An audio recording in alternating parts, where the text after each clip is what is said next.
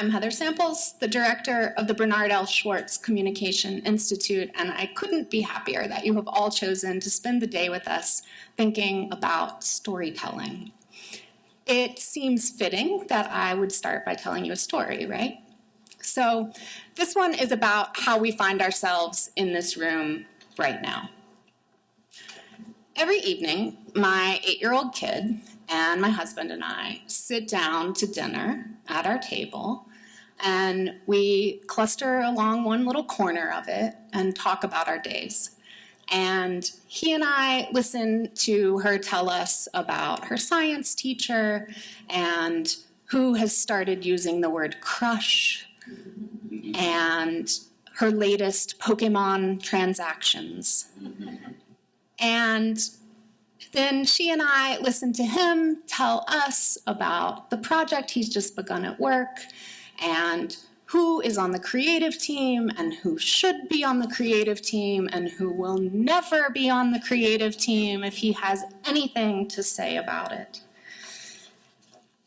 And the thing is that I am never going to know as much about the 3rd grade Pokemon marketplace as my kid does.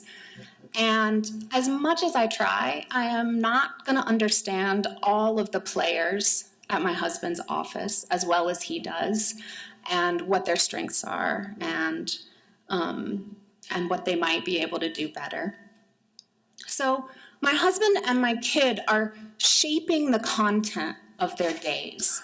They're making selections to make accessible and interesting what they have to tell us, and wanting us to talk more about it. They want us to spend more time together.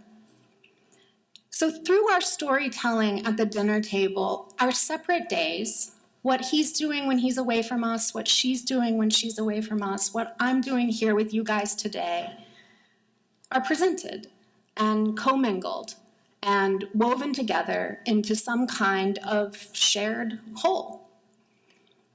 I would venture that what happens in our classrooms is not terribly different from that. Students and teachers gather around a table, or 100 tables, depending, and we carry with us our specialized knowledges, whatever those may be. We carry the content of what we've read and written and analyzed and researched. We carry the things we've seen and wondered about and questioned. And yes, we also carry the lives that we lead at home with our families and in our communities. And all the knowledge and information that comes from that is brought together and mined and crafted and selected from into a cohesive learning experience that somehow or another everyone in the room owns. So many of our stories emerge from wonder at the natural world or the emotional and social landscape of human relations. But stories don't just come from wonder. The best stories create wonder and pass it on. And our students' wonder, their truest curiosity, that's what we're after. We want them to find it and to follow it. So as teachers, becoming good storytellers serves not only our fields, but also the apprentices that we wish to welcome into the fold. For our students, to be authorized as storytellers is to participate actively in both their educations and our disciplines. When we task them with responding to a public policy or a historical event or a merger, what we're really asking is that they examine content, select from it what's most useful and relevant, arrange that, and form it into a purposeful narrative of their own. What we're really asking is that they become practitioners of the discipline. So today, we speak of stories inclusively. Yes, the familiar narratives with plots and characters, but also stories about data and companies and communities and about whatever objects of inquiry you take up. And the tellers of these tales, we hope you will see, are ourselves and our students. So we've designed today's activities to give you explicit space for both of those. In the morning, following our keynote, your roundtables are arranged in disciplinary clusters so that you can best reflect on your students as storytellers and how to empower them in that way. And in the afternoon, interdisciplinary tables will allow you to draw from a range of scholarly experience as you become storytellers, charged with fostering that wonder that compels newcomers to learn more and to learn more deeply. Thank you again for coming and for all the exploration that's to come. I am now very pleased to welcome to the podium Baruch College President Mitchell Wallerstein. Good morning, one and all. It's a pleasure to follow that lovely introduction from Heather Samples. On behalf of Baruch, I am delighted to welcome everyone to the 16th Annual Symposium on the Communication Intensive Teaching and Learning. The symposium's long and great tradition is the result of the generosity of one of Baruch's most distinguished alumni, Bernard L. Schwartz, whose support made it possible for us to establish the Schwartz Communication Institute and has enabled thousands of participants to collaborate and think alongside one another in these symposia over the last 16 years. Like the Institute itself, the symposium fosters reflection and teaching and communication practices so that our students develop skills and habits of mind to make them successful in whatever they choose to pursue after their degree. As a highly successful entrepreneur and a publicly minded citizen, Bernard Schwartz has long valued the intersection of the business community and higher education. Today, in addition to educators and scholars in the room, we're fortunate to have with us storytellers from a wide range of fields and contexts to lend their expertise. From science writers to leaders of not-for-profits, from journalists to marketing and branding professionals, we welcome and thank you for coming and to joining the roundtable discussion that will follow. And it's now my pleasure to introduce today's keynote speaker, Jake Silverstein. Jake is the editor-in-chief of the New York Times Magazine, which arrives in 1.2 million households each weekend. Since joining the Times in 2014, he has seen the magazine through a major relaunch and was instrumental in the Times virtual reality initiative, NYTVR. Many of you may have received the Google Cardboard viewers in your with your newspaper last fall. I know that I have been very much enjoying mine. On Jake's watch, the magazine has been a finalist for 10 National Magazine Awards and has garnered a broad array of top design awards. Prior to his tenure at the Times, Jake was a contributing editor to Harper's Magazine and then became the fourth editor of Texas Monthly, known for sharp political commentary and compelling long-form journalism. During his editorship, Texas Monthly won National Magazine Awards for general excellence and for feature writing. Jake attended Wesleyan University in Middletown, Connecticut, and he also received degrees from Hollins University in Roanoke, Virginia, and the Michener Center for Writers at the University of Texas at Austin. You'll find his first book, Nothing Happened and Then It Did, A Quest to Understand the Purpose of Journalism and the Nature of Storytelling, in your tote bags today. CUNY and the New York Times share a commitment to the people of the city of New York, to increasing our understanding of ourselves, our community, and the world. So it's fitting that on a day of exploration and discovery and insight, we collaborate with another of New York's most important knowledge-producing institutions in the public interest. Please join me in welcoming Storytellers Symposium's keynote speaker, Jake Silverstein. Thank you so much, Heather. Thank you, President Wallerstein, and thanks to all of you for being here. I'm Jake, as I was introduced, and you have this copy of this book that I wrote, which now sounds as if it was written specifically for this symposium. It was not. What I'm going to talk about today is journalism, narrative, how we use it, This quote has nothing to do with my talk. I just like it, and I always think of it when narrative comes up. In fact, the title of this talk in the pamphlet that you have ended up not having a terrible amount to do with what I ended up writing, because as often happens, I wrote the title before I wrote the talk. But it does relate in certain ways, and I am here to talk about storytelling, which is something that, of course, I think a lot about, and think that that's in a lot of ways my main job as the editor of the New York Times Magazine, is to tell stories. The Times, of course, does a lot of things, and narrative is part of many of them, but not all. But it is the cornerstone of what defines the magazine, what makes it different from the rest of the paper. Sort of the function that we serve within the New York Times is to tell stories. So I'm going to talk about storytelling, long-form journalism in the context of the Times Magazine, how we do it there. But first, I think there's a good occasion for this talk. And so first I want to kind of paint some of the context around this topic of storytelling at the moment. And I hope that you'll take it as a sort of friendly provocation to what we're going to do today. Because I think storytelling is a very buzzy thing right now. You hear it talked about all the time in conversations about the future of media, the future of marketing, the future of communication in general. And just as a way to kind of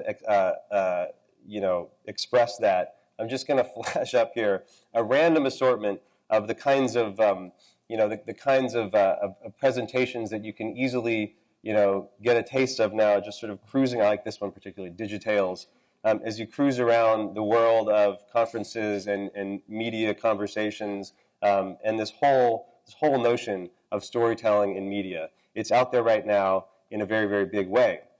So why is storytelling so hot? I have a theory for this, which is pretty straightforward, and it's going to cover some ground that I'm sure is familiar to all of you. As we all know, the rise of digital technologies has essentially wrecked the business model for all the forms of legacy media that we became accustomed to using and consuming in the last century, right? So newspapers, magazines, movies, television, linear television, books, radio, on and on and on, all the sort of forms of old-fashioned media that we got to know well last century have one by one been chipped away at, in some cases to the point of no longer being functional by the rise of digital technologies in a variety of ways. And so that has led to profound existential changes in how we create, consume, and distribute content. And I want to just dwell on that sentence for a second. Profound existential changes are underway in how we create, consume, and distribute content. So I want to dwell on it because this is a horrible sentence. I hate it. I'm ashamed to have written it. I'm so ashamed that I've put it up here for all of you to read and see what a terrible sentence I am capable of writing. Why is the sentence so bad? Well, it's portentous. It's also kind of vague. It has a passive construction. And it hinges on this word that is just terribly offensive to all of us who care about narrative, who care about journalism, who care about great writing. This word content, right? It's kind of like, it's a lingo word. It's a word that we've all been forced to adopt in recent years. And yet, this sentence is 100% true. It's 100% true despite its crappiness. And in fact, its crappiness sort of embodies its truth, right? And I want to explain what I mean by that. Let's take this most offensive word, content, in the sentence. This is a word that myself, among them, that everybody, I think everybody here in this room, and I include myself in that, has kind of grudgingly begun to use in recent years. And the reason that we're so grudging about it is because the word content seems to imply that, a great piece of writing is simply a quantity of toothpaste that you can squeeze into a space. And yet, the word content, like it or not, it's become necessary. It's become necessary because in the digital age, we're no longer talking about a piece of writing.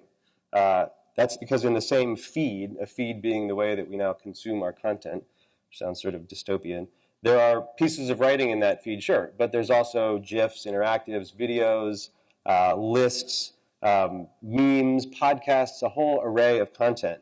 And all this stuff is jumbled around together in this great media machine that we've created over the past 15 or 20 years. But that jumble, it's not a harmonious jumble. It's a kind of panicky jumble. And permeating the jumble is this crazed sense of bewilderment. What are we even doing? What is the thing that we're doing anymore? How does all of this stuff relate to each other? What's the common denominator? How should we describe it? And that's how you get to content. It's the only word that we've, as a group, settled on that we can use to describe all this dissimilar stuff that's jammed together in this big content machine that we have. So it's a very handy word, but it's actually a code word. I think that it's a code word for a kind of an anxiety that we have about what we're doing. So when you see that word, rather than sneering internally about how unintellectual it is, how kind of corporate it sounds, I want you to understand that what it really means is, Jesus, what are we even doing anymore? What is the point of what we're doing?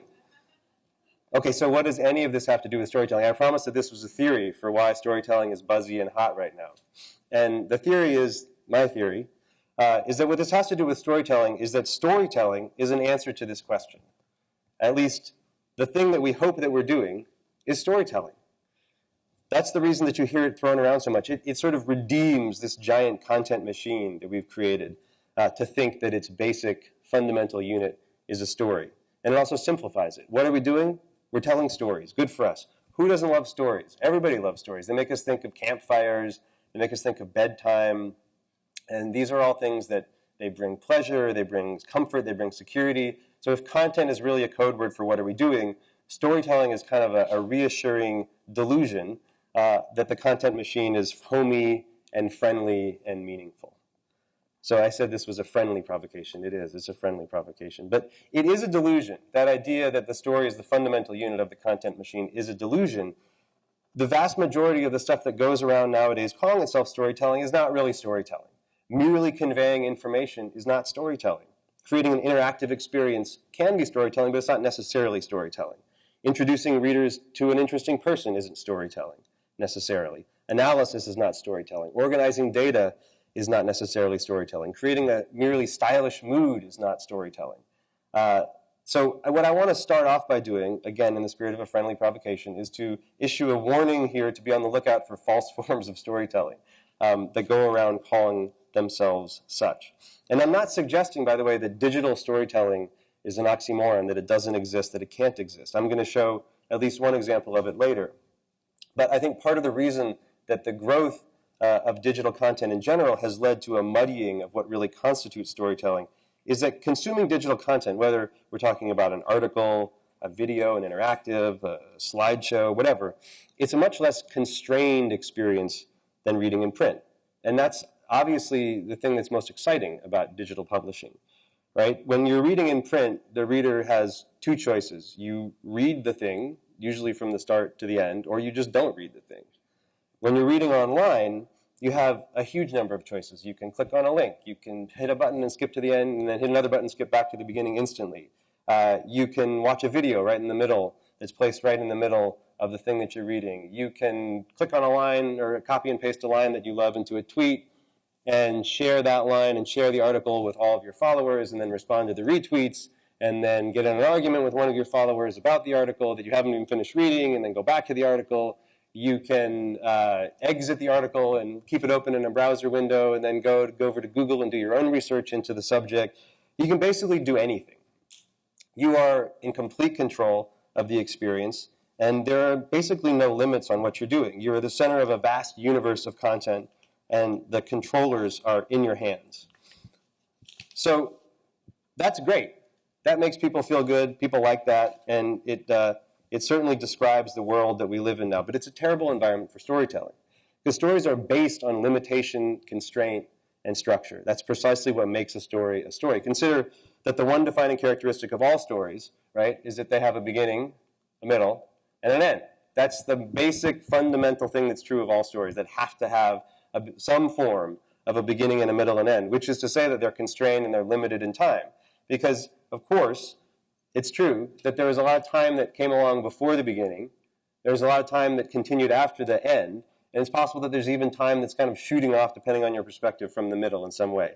So we take all that and we structure it. We limit our experience down to this idea of a beginning and a middle and end. And there's many other kinds of limits that are employed in storytelling. Think about how we limit perspective in a novel that we're reading, whether it's a first-person or a third-person novel, speaking generally and for the most part.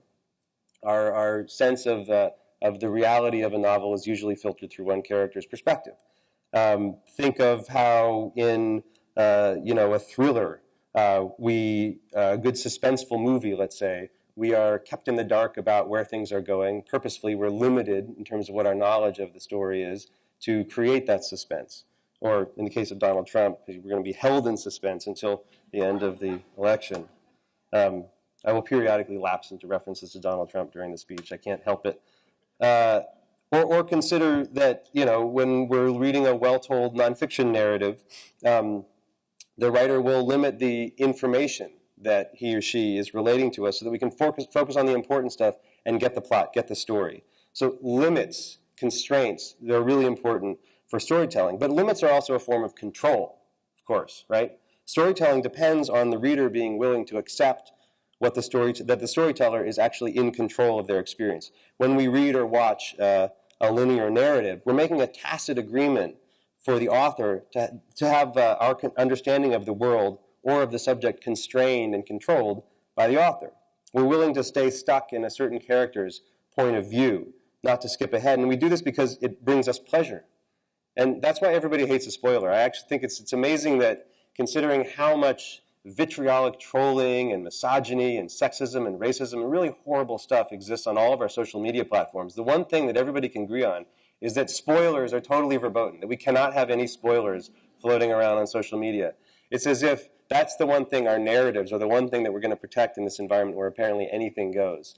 It's kind of touching, but it does show how much we love narrative. And that devotion is critical for a storyteller. The reader is effectively saying to the storyteller, I am okay with you being in charge. And that brings us to VR. President Wallerstein mentioned that the New York Times had gotten into VR in about a year ago.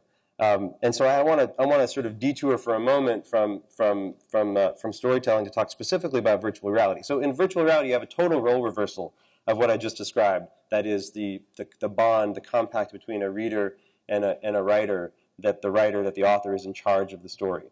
In virtual reality, you flip that on its head. The viewer is in charge, right? VR is in some ways a kind of apotheosis of the trend that I was describing earlier that puts the user at the center of a vast universe of content with the controllers in his or her hand. That's exactly what virtual reality is. Literally, you are inside all of the content, which is around your head, and the controller is simply your head, however you want to look around in the world. So I want to talk about VR and how it relates to storytelling. Here's what we did last year. Last November, we mailed out, as was discussed or as was explained earlier, we mailed out 1 million of these Google Cardboard headsets.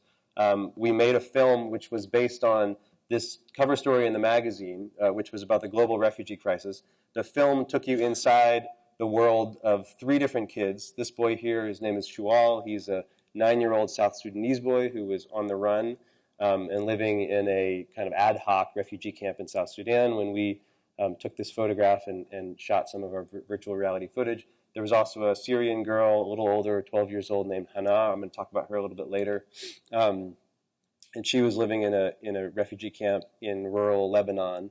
And then a Ukrainian boy, Oleg, who was, I think, 10 years old at the time of the story, and who had fled his village and then returned. So the VR film took you inside the worlds of these 3 kids and, gave you a sense for what their worlds were like and what had happened to them and how devastating it had been to be displaced. And that kicked off this virtual reality effort at the Times, this NYT VR initiative. And it's one of the really big ventures underway at the Times right now. And I think as a company, we're very excited about it. We see it as a major part of what we'll do going forward. We're continuing to try to innovate the technology itself and get better and faster and see how we can integrate it more and more into our news product. And it's undeniably hot. VR is undeniably hot. In fact, earlier we talked about how storytelling is really hot and buzzy right now, and so is VR. And so inevitably you get some of this kind of thing, VR and storytelling together. Everybody's talking about storytelling and virtual reality, or everybody's talking about virtual reality as the next storytelling revolution. But here's the thing. VR is not storytelling. It is not storytelling. And the reason why tells us something about storytelling. VR is not storytelling because it's unlimited, totally unlimited, and the viewer is entirely in charge. So one of the things that you first realize as you set out to make a virtual reality film, and this is a realization we had ourselves as we started working on this in the spring of last year, is that you can't control where the viewer is going to look. if you're used to making videos, you're used to doing video journalism, you're used to taking still photographs in a situation like the one that was on the cover of the magazine, right? A refugee camp, a combat zone, any of the places that we might do that kind of journalism for the New York Times. You're used to being able to frame a shot, direct a reader's attention to what's important, know where they're going to look. That's not the case in VR. It's a total paradigm shift, right? The agency that belonged to you as a traditional filmmaker has in some sense been transferred to the viewer, who is going to make his or her own choices about where to look and when to look there. So that's kind of exciting. All paradigm shifts are really exciting, but it's a big problem if you're trying to tell a story.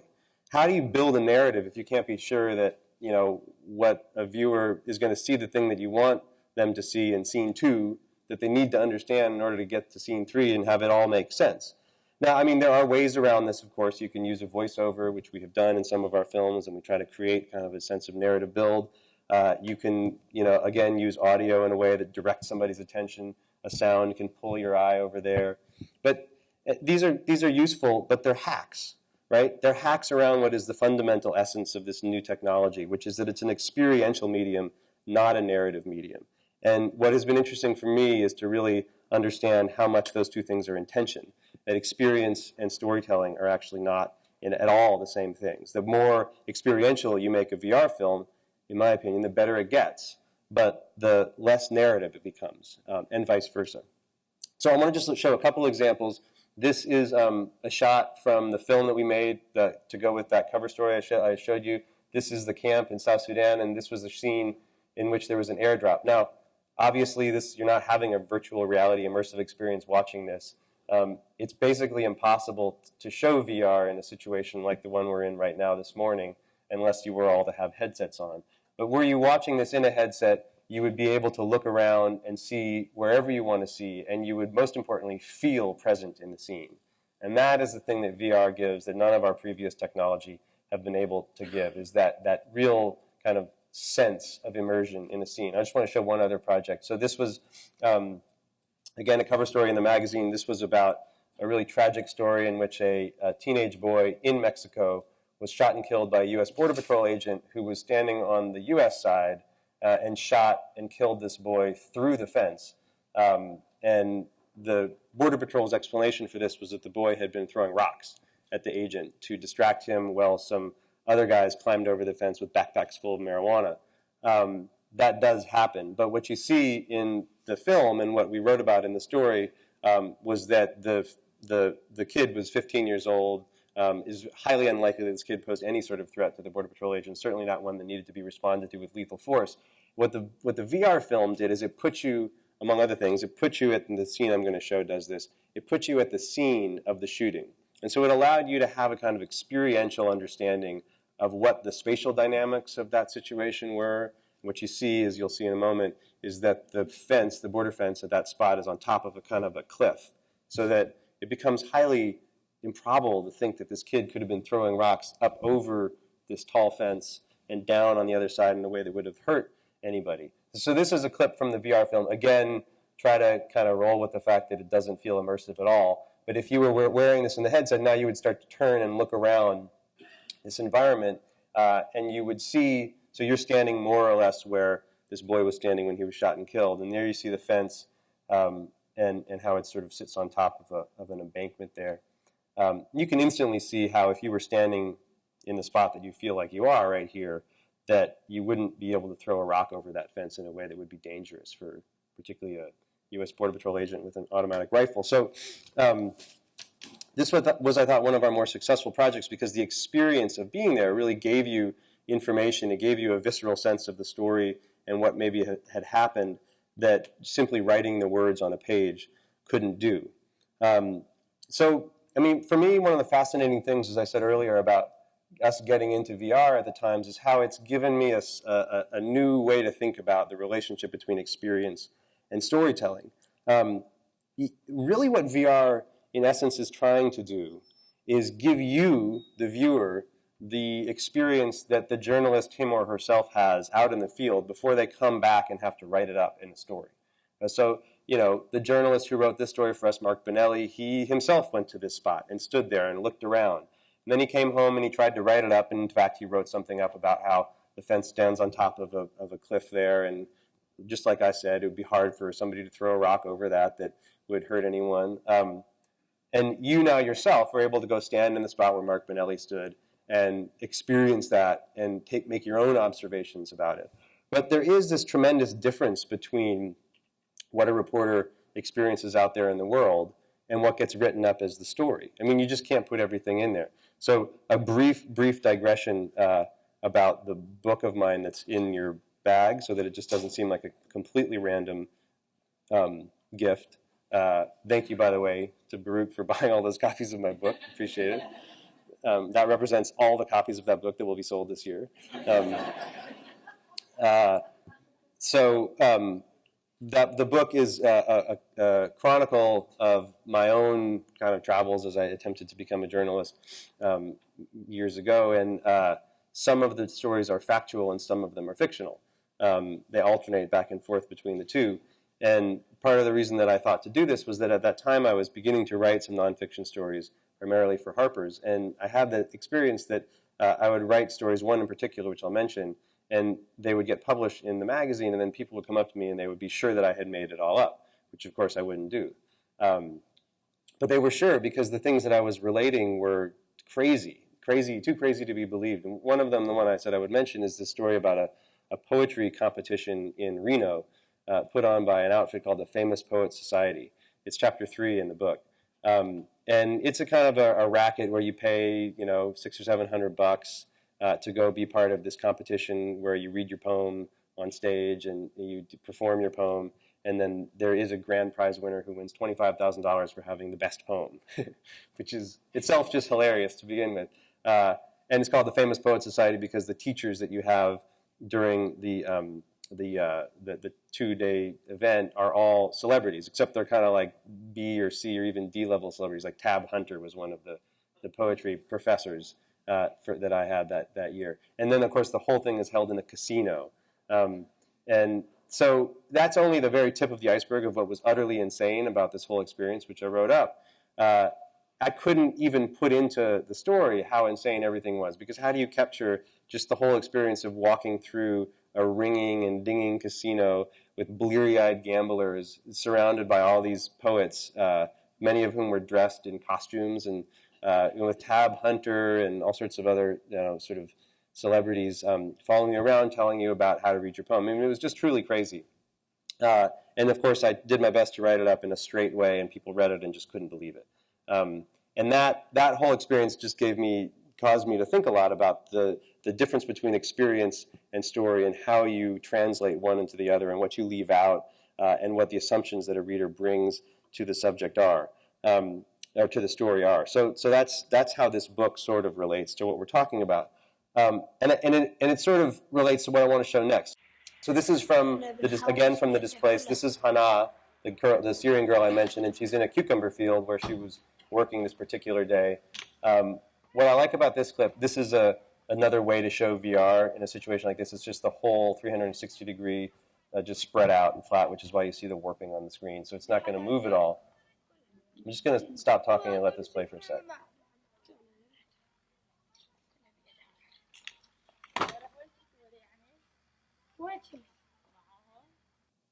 Okay, so that was a clip, and it was much longer, or a bit longer than what I've just shown you, that we really kind of let roll in the film, because we wanted there to be a moment where people just sort of settled into this immersive scene. They settled in. They could look around wherever they wanted. There was no music. There's just ambient noise. We sort of would make good on the experiential promise of virtual reality. It's one of my favorite scenes in the movie. Nothing really happens, but the sense of what life is like in that family and in that work group is just palpable. The reason I wanted to show it is because I want to now contrast it to a paragraph from the accompanying story that ran with it. And this is a story by Sue Dominus, who's one of the really great writers at the New York Times Magazine. She's written many of our best narratives over the past few years, or over longer, but certainly since I've been there. So this is, Sue went to the same field. She hung out with Hannah. She hung out with her family. She was in the camp. She was on the truck that takes them to the cucumber field in the morning. She had the whole experience that you just sort of had yourself. And this was the paragraph. And this is just a tiny little fraction of what she wrote. But she says, today they were picking cucumbers. Earlier in the season, which began in the spring, they picked almonds, a job Hannah sometimes missed. At least the trees offered some shade from the sun. Then again, the almonds were stubborn, resisting her fingers. Almonds wanted to stay where they were, attached to the branches that were attached to the anchoring trunk. This is a beautiful piece of writing. It's a very small chunk of her story. But you can feel, even just in those few lines, how the experience, as Sue is relating it, is completely held within this little girl's perspective. You're in her brain, and you're limited by that perspective. You're not able to look around for yourself. You're looking at the world through this little girl's eyes, and you also have access to this little girl's memory, the way that she thinks about how she sometimes prefers the almond picking. And then you have this wonderful little flourish of Sue's own, where she kind of compares the almonds wanting to stay stuck on the trees to the plight of this girl who's been displaced from her home. All of that, though, keeps you within this little girl's perspective in a way that is limiting, right? It's limiting compared to what you just experienced, but through those limits, we gain access to a great universe. I want to bring in another example from the magazine and talk about the same thing, but I just want to first take a moment to talk about traditional magazine features and how they are structured, since it's useful to have in the backs of our heads, as we're going to talk about a few more little quick things. So as you all probably know, just from being readers, or in a lot of cases from being practitioners, typical magazine story in the New York Times Magazine or any other magazine like it is about, a cover story is about maybe 6,000 to 8,000 words. It's probably going to be 6 sections or so, right? You got your 6 sections. You have your story beginning. You have your context in the second section. Then you have your return to the story in the third section. And then from there on, every story is a little bit different, but it's usually some version of this. The plot thickens, maybe there's a little more context, and then we end. To me, and particularly in my job as an editor-in-chief, the sections that I am most focused on and tend to pay the most attention to are sections 1 and 2. You can't really expect a reader to continue to sections 3, 4, and 5 if they're not hooked by the story in section 1. So section 1 is like, in some ways, the lead, right? That's the most important part of a story for obvious reasons. If a reader doesn't like it, they won't continue. But it's also where you establish the mood, the tone, the characters, the sort of vehicle of discovery of a story is all established in the first section. And then the second section, is sort of, a lot of writers hate second sections because it's where you often have to break from the narrative and try to pencil in the context, whether it's the political context or the historical context or the technological, whatever the bigger meaning of the story that you're going to try to deliver on is usually going to be fleshed out in the second section. So with that in the back of your head, right, and so if you do that successfully, right, if you're able to nail the first and the second section, and then you have that simple transition where you return and pick up the narrative wherever you left it in the third section, you're pretty much off to the races at that point. At that point, you just are unfolding the story.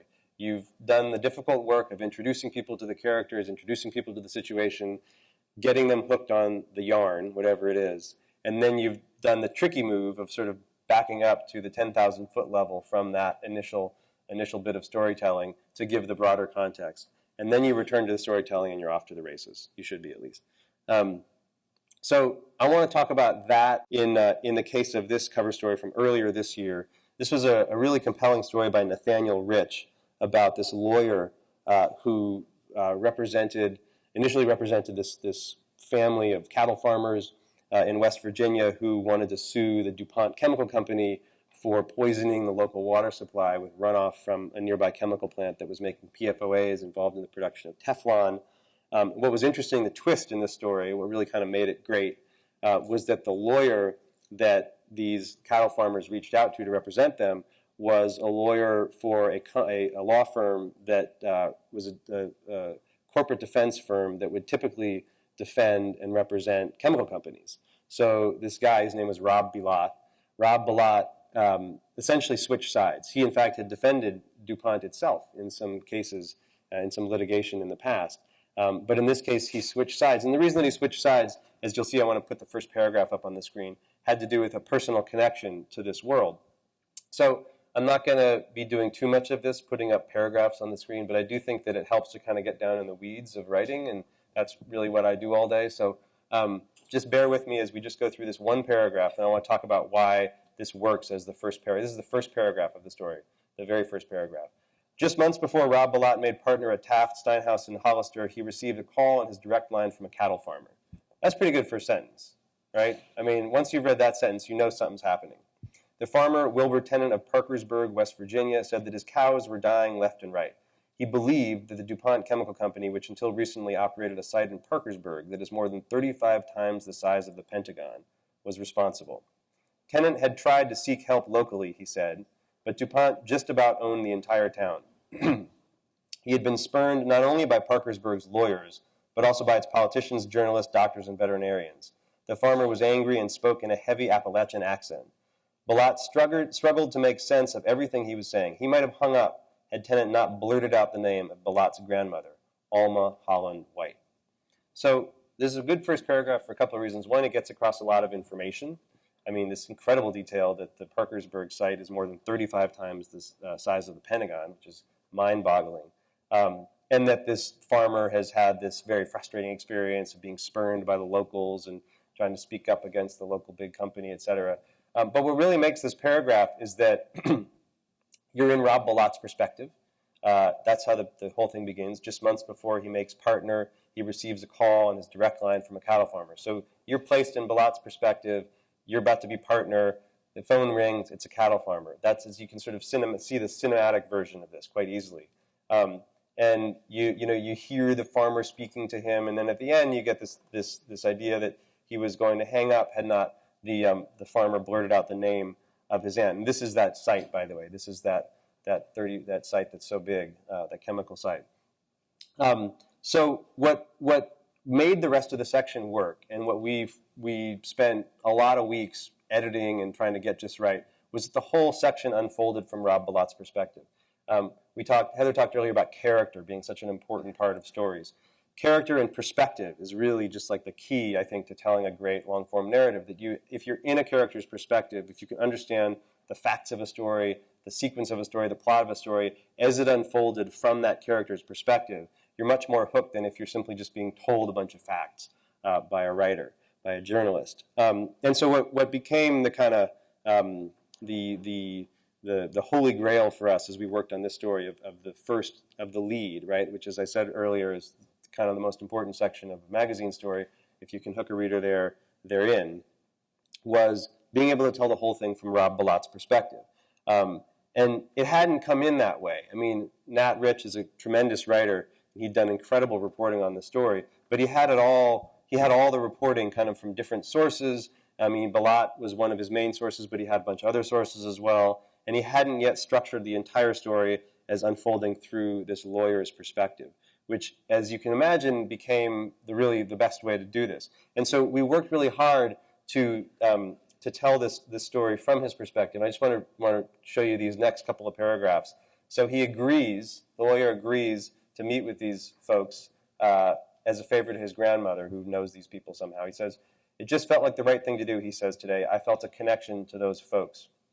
The connection was not obvious at their first meeting. About a week after his phone call, Tennant drove from Parkersburg with his wife to Taft's headquarters in downtown Cincinnati.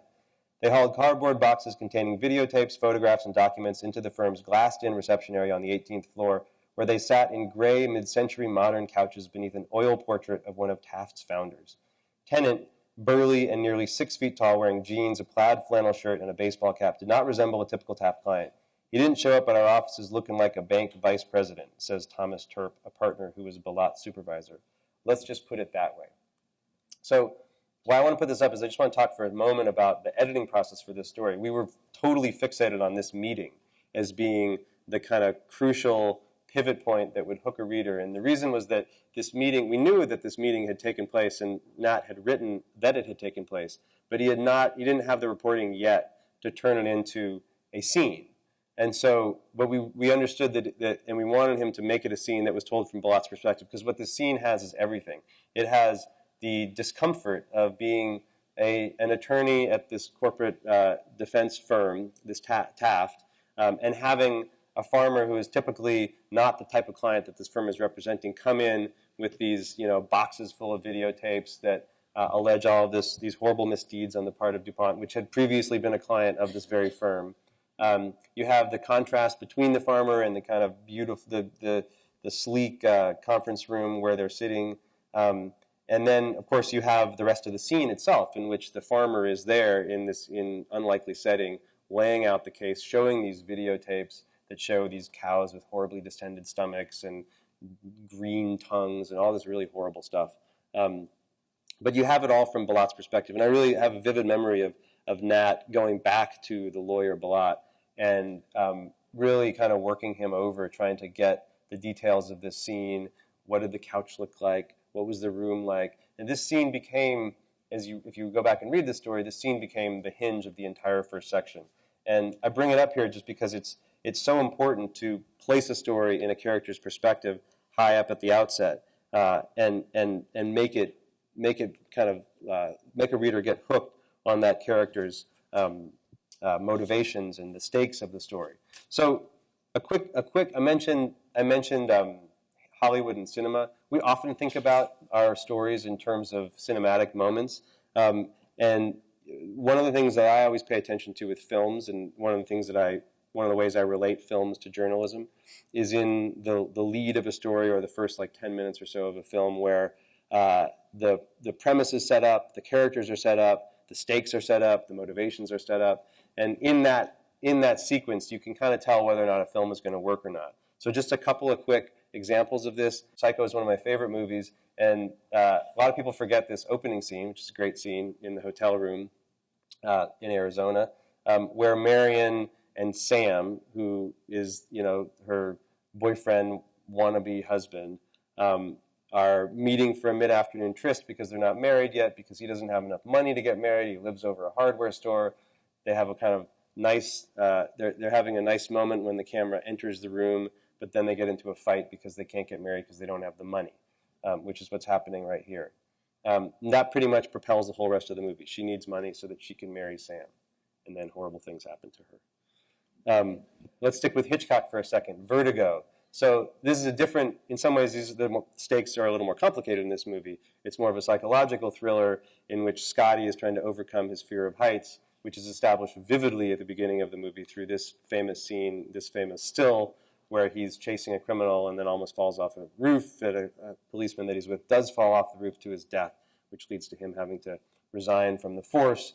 That's something he's trying to overcome for the rest of the movie. Or to change filmmakers for a second, another one of my favorite films, Raising Arizona. Unlike a couple of H.I. and Ed, find out that she's infertile and can't have babies, which then propels us really through the rest of the film and their bad decisions that they make to try and have a family. I know these are somewhat far afield from the kind of stuff that we're talking about, but I do think it's worth, as you read magazine journalism and as you watch films, think a lot about how those stakes are set and those motivations are set at the beginning of a narrative. So once the story begins, in that lead, you have your stakes set, you have your point of view well located in a particular character. The next trick is always sequence, and chronology is usually the best way to do that. You would be amazed at how many times what my job as an editor comes down to is telling a writer to put the story in chronological order. I mean, it is 98 times out of 100 the best way to tell a story, and it is also one of the hardest things to do when you're first beginning to amass all the reporting that goes into a story, because you don't always amass it in chronological order. You might get this detail that happened at the end as the first bit of your reporting, then you learn this detail and that detail. And it may seem easy to put things in order, but this is also related to how we tell a story from a certain point of view, right? Because chronology also depends on point of view. Certain characters know things at one moment, and other characters know things at another moment. So one of the best things that you can really do to organize a narrative is to figure out who your protagonist is, and then figure out the sequence in which that protagonist learned the facts, that protagonist learned the plot, that protagonist had things unfold before them. And that's what we did by putting that earlier story, the lawyer, the DuPont story, through the perspective of Rob Balat, the lawyer. Everything had to unfold from Rob Balat's perspective. It's a simple idea, but it actually becomes It's difficult to accomplish. It requires a lot of good reporting and then good storytelling, and the effects of it are quite magical. And sometimes that means going back to, if you're a reporter, sometimes that means going back to your subject, to your source, and asking for details that that person might have not have thought were important at first. Like Rob Balat, the attorney, didn't think that the kind of couch that was in that conference room was important. He didn't have any. In their first meeting, he simply told Nat, like, what was the information that the farmer had conveyed to him during that meeting. He didn't tell him any of the scenic details of that scene. So just to back up for 1 second, I'm almost done, and we will have time for questions. Why do we do all of this, right? Why do we take the trouble of going back to Rob Balat and saying, what were the couches like in your conference room? Why do we take the trouble of having Sue Dominus tell Hannah's story in the way that she told it? Why do we force these stories into chronological order and tell them from a particular perspective and do all of that? Why not just convey the information? Why tell stories at all? And the reason, I think, is that stories are kind of enchantment. They enchant a reader's mind in a way that allows them to experience and understand and feel new ideas. Stories, particularly stories that have a strong emotional core, they draw us in closer and they help us to viscerally understand the world. They kind of trigger our creative minds, and they call us to begin imagining our ways into stories, picturing the scenes. We draw from our own memory banks to populate a street or a living room. And excuse me, just 1 second. And that idea, I think, comes through in a really strong way in the last project that I want, or the second to last project that I want to show you, which is a big story that we did this past summer on, it was a whole issue of the magazine devoted to one story. We called it Fractured Lands. I assume some of you saw it. I hope many of you did.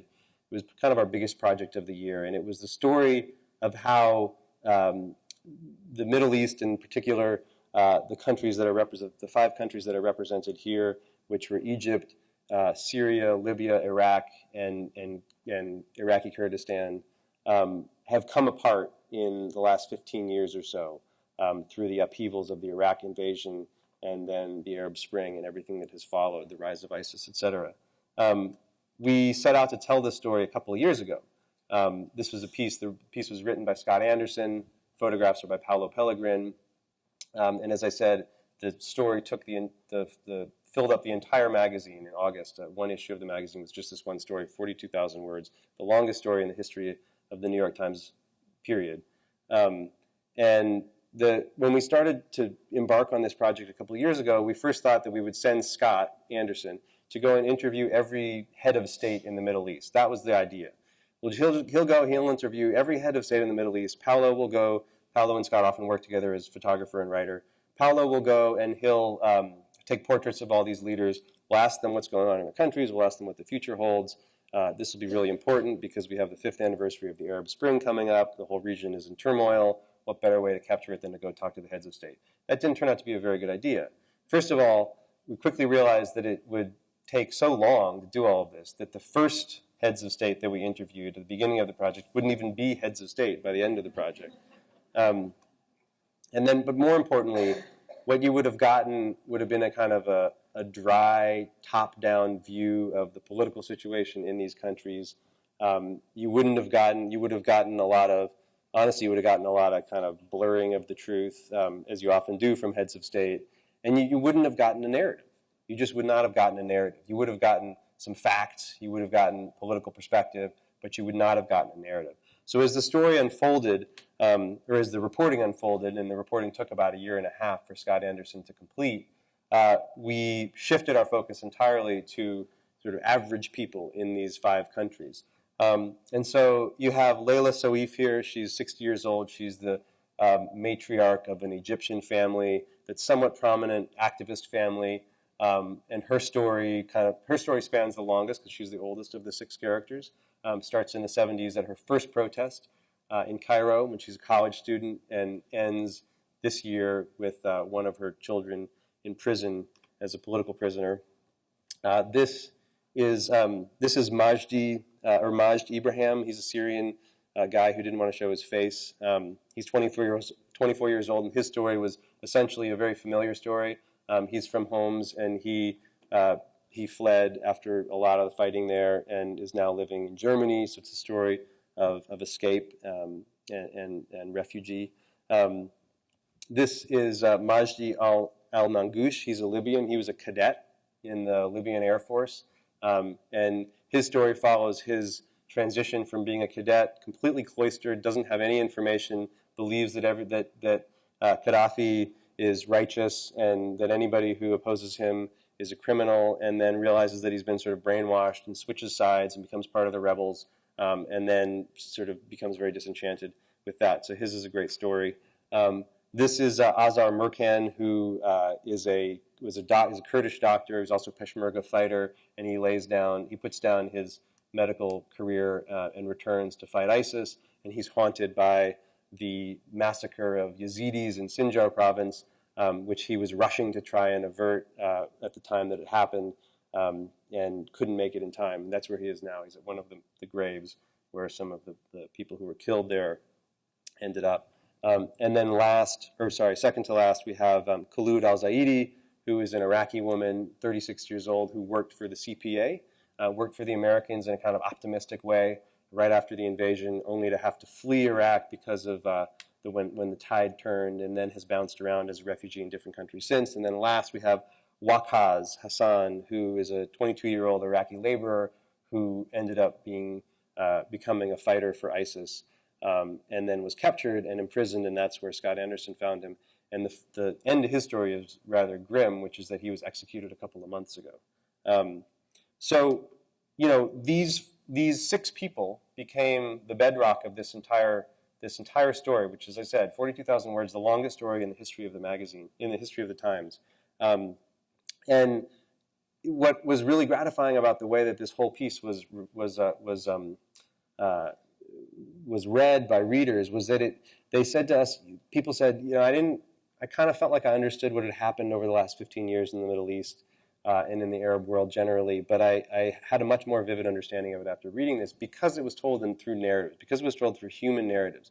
These characters, individual lives became the lens through which you understood history, through which you understood the vast kind of disruptions that have taken place in the region over not just the past 15 years, but over the past 50 years. And that was very satisfying because it was a real, it confirmed that narrative really is, and storytelling really is a way to deliver this kind of really big scale information. The other thing to note about this story was that chronology was like the kind of Mount Everest of trying to tell something chronologically, because you have 6 different character stories. And when Scott filed his first draft, he had the 6 different stories, each one of them told more or less chronologically, but the whole thing wasn't told chronologically, right? So you would have Waqaz's story begins in 2003, another story, he would tell his story up to 2006, then he would back up and start with Khulud's story, which started in 1999, tell that up to 2002, and then tell Azar Mirkan's story, which started in 2011, and then he would back up and tell Layla's story, which started in 1970. I mean, each individual story was told more or less chronologically, but as you moved from person to person, you were leaping all over the place in time. And so, with some trepidation, the first big note that we gave to Scott was tell the entire thing chronologically. Sort of take all of your stories, line them up in essentially 6 different timelines, and then as you move between them, never get farther ahead than where the master timeline is. Which turned out to be an absolute nightmare. I mean, it's just a total nightmare. And not to kind of bore you with the details, but part of the reason that it becomes a nightmare is that as you do that, you have sort of 2 pressures on you. One is not to get too far ahead in the chronology, but 2 is that each chapter that you're telling, because you're going from essentially chapter to chapter as you move from character to character, each chapter has to be interesting. So enough has to happen between, say, January 2011 and March 2011 in Layla's life that you can then get to Azar's little 3-month segment where something really interesting happens. Then you have to back up over to here and catch, Waqaz as he's first getting conscripted into ISIS. It became very, very difficult to make this all work, but we did. And Scott Anderson and his editor, Luke Mitchell, just did incredible work to make this all function together. And what you ended up with is this incredible master chronology where you're experiencing these large-scale disruptions that have kind of fractured an entire region. You're experiencing them as time unfolded for these 6 different characters around the region. And so as you move from character to character, you really have this epic sense of the whole region advancing slowly through the years. So again, chronology there, not just the individual chronology, but the kind of master chronology became the key to making this all work as a narrative. I have a lot more I could say about that, but I want to wrap up so that we have some time for questions. I said earlier that I would offer an example of digital storytelling, so I'm going to just switch out of this presentation and pop over to this. This is actually a piece of what Scott and Paolo were doing as they were working on Fractured Lands.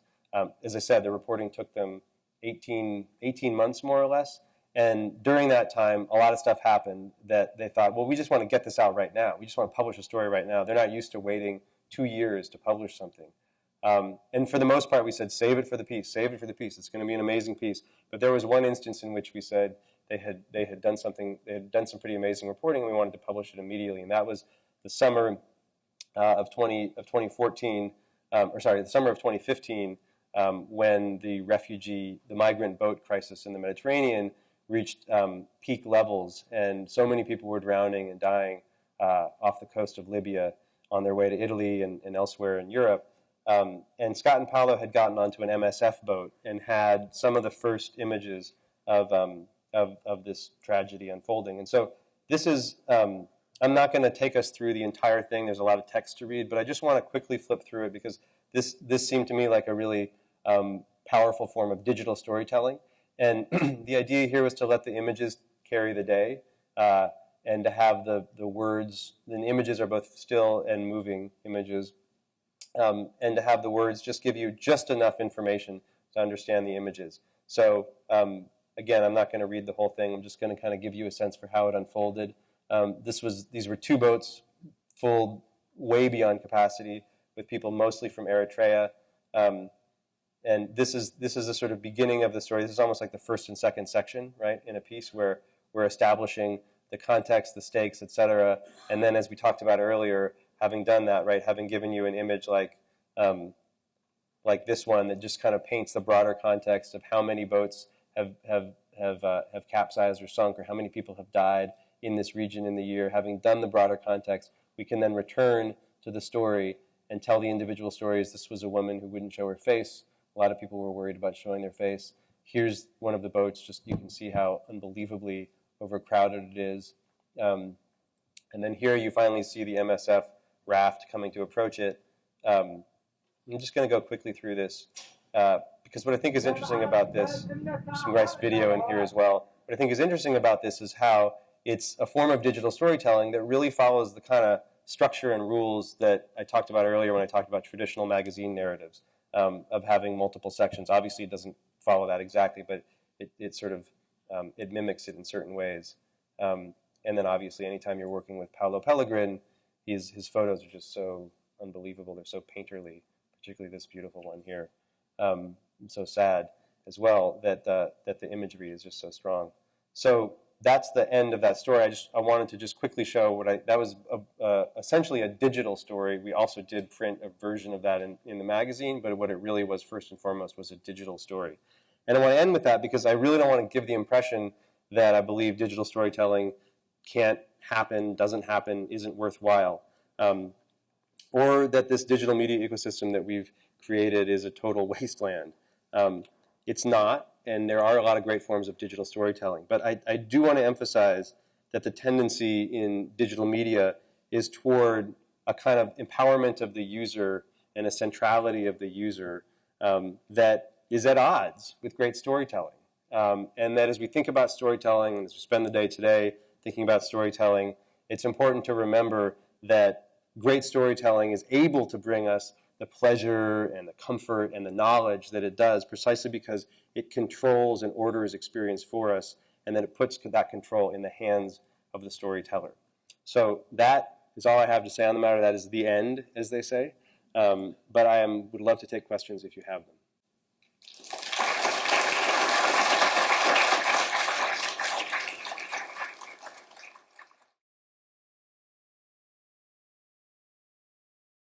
I mean, obviously, it would be absurd for me to suggest that the writers who write long-form magazine stories for the New York Times Magazine don't have any opinions, and that those opinions don't color their angle on a story. Obviously, that's the case. In fact, I encourage that. I think that's what makes for good writing. But they're not argumentative.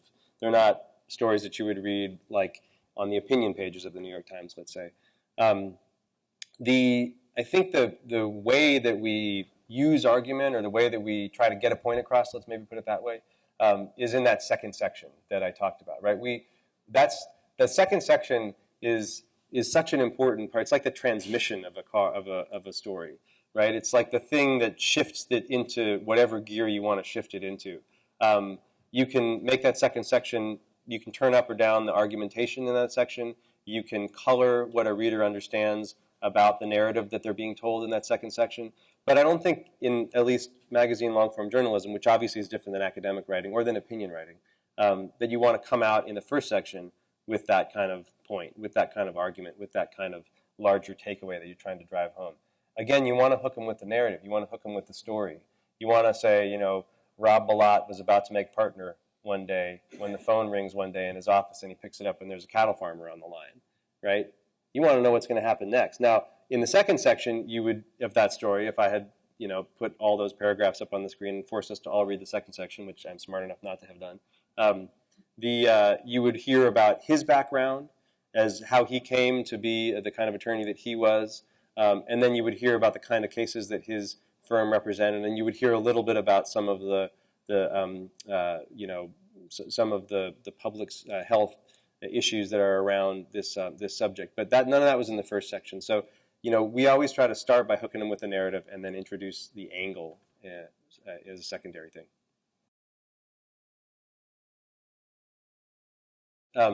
Now, the person you really want to ask that question to is Scott Anderson, the writer, because he's out there in the field doing the selection himself. But we talked a lot about it as he was reporting. He made, I can't remember off the top of my head how many different trips to the region, but all told he was there, if you add it all up, for a couple of months. And, he just interviewed a lot of people. And some of it is kind of ruthless. He was in Greece interviewing refugees as they were coming off of boats, trying to pick a character. And, that's kind of a ruthless process. Every single one of those people had a horrible, tragic story. Scott had to say, essentially, next, next, next, next, until he found Majd, the Syrian guy who he chose. Part of the reason that he chose Majd was because he was intrigued by the idea that, I didn't mention this earlier, that Majd had been going to university to get a degree in hotel management, and his father had worked for a nice hotel in Homs, and he had grown up in the lobby of this hotel playing as a kid, and then he had gone into hotel management. Something about that idea of the mismatch of this besieged city that had been utterly destroyed by the time Scott met Majd, and his career as in the hospitality industry just kind of struck Scott. And then also he had a great story to tell. Some of the other characters, they just. I remember Scott saying that when he met Azar Merkan, the Kurdish Peshmerga fighter, he had been shot maybe 8 months earlier in the hand, in some form of combat with some ISIS fighters, and his hand had partially recovered, but he was doing exercises with like a gripper to try and build the muscles back in his hand. And Scott saw that and asked him what had happened. And he told him, and he said, "Are you doing that?" He knew he was a doctor. I believe cardiologist. He said, "Are you doing that to get your hand back so that you can practice surgery again?" He said, "No, I'm doing this to fight ISIS." And Scott said, "Okay, you're my guy. I'm going to follow you. You're my character." So I mean, you're out there in the world. I mean, this is kind of what I was saying earlier about the difference between being out there reporting and then writing. Obviously, all this stuff that I'm telling you now about Scott's selection process was not in the story, right? If you were making a VR film, maybe you would put the camera where the boats were arriving on the coastline of Greece and have people see all the different migrants that were coming ashore. But instead, we control you by focusing you on this one. And that selection process it's a complex one. It's an art, not a science. But that's why you work with a great reporter like Scott, who can sort of see who is going to be able to kind of be a good vehicle for his story. Yeah. I mean, in that story, what the reason to tell it from Rob Balot's perspective rather than the Appalachian farmer is it's complicated, but essentially his lawsuit on behalf of the tenants, the farmers, was settled with DuPont rather quickly. In the third section of the story, he files the lawsuit, and DuPont just quickly settles it. But what makes the story great is that Balot then decides, screw that. This does not, there's meager payment that they've given these cattle farmers doesn't begin to compensate for what they've done, not just to these two people, but to this entire town. And so where the story really gets interesting is that he then decides to take on DuPont himself, and it becomes a sort of Aaron Brockovich type of situation. So it was obvious that he was the character and not the farmers. But you're right that there are certainly cases in which you have to make a call. Are you going to tell a story from the position of power? Are you going to tell a story from another perspective? I mean, generally, it's most interesting not to tell a story from the perspective of power because power seeks to maintain its power, and it often does that by not telling the truth. So that's what I was saying earlier about not telling it from the perspective of heads of state. I mean, heads of state are usually just terrible interviews. People in power are often terrible interviews because they all have something to lose. So if you can find a character that really has nothing to lose and just wants to tell the truth, that's always going to be the best character, obviously. Yeah. Well, I would say that I wouldn't describe those details as necessarily the context. I would describe those details as the narrative. The context then comes in the second and third sections when Rob Balot, again, as your sort of agent of discovery in that story, begins to learn about all of the public health information that DuPont has amassed over the years about the dangers of PFOAs and Teflon and the byproducts that are leaching their way into the water supply of all the towns that are nearby the plants where this stuff is being made, that DuPont has like tons of information about how horrible and carcinogenic all this stuff is that they've been keeping entirely under wraps. And so the larger context becomes this like public health disaster that has been perpetuated for 50 years. And that context comes a little bit later. And so you move back and forth between that. In some ways, that story is both a good and bad example. I mean, what's good about that story as an example is that everything is totally told through narrative, right?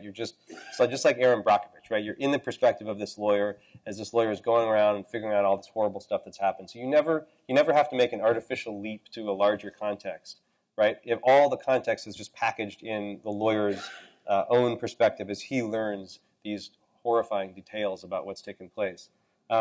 Fractured Lands is a great example where that wasn't the case, right? You have individuals who are going on about their lives, and Scott Anderson wants to infuse what they are experiencing with some of the political history of their country. So he's having to figure out how to break away from the narrative of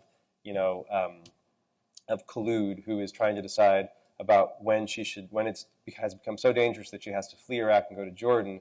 That's a really gripping narrative, but he's trying to figure out when to break away from that narrative and tell you about some of the colonial history of Iraq, how Saddam Hussein came to power, the Sunni-Shia divide in the country, all these things which are much more general and only kind of relate to her story in a macro way. So that toggling back and forth that it sounds like obviously you have to do in your work is something that we also do, and I think that making those kind of graceful movements from the micro level to the macro level becomes sort of the whole ball game. Is that it? All right, thank you all very much.